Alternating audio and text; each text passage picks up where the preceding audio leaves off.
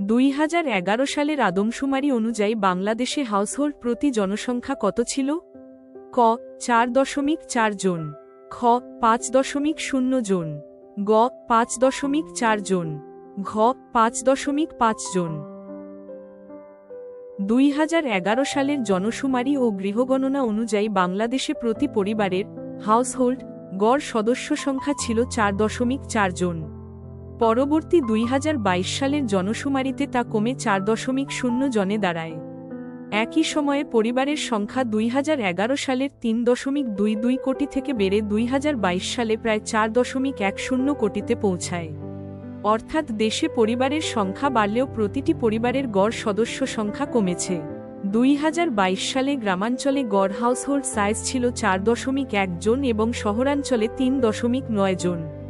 তাই প্রশ্নটি 2011 সালের তথ্যের ভিত্তিতে হলে সঠিক উত্তর ক 4.4 জন।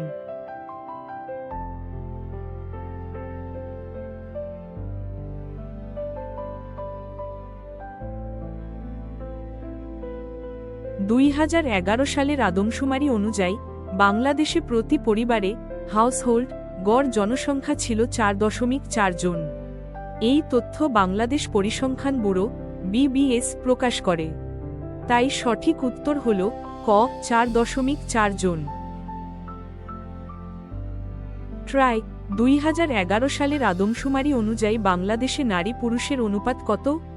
ক 100:106, খ 100:100.6, গ 100:100.3, ঘ 100:100।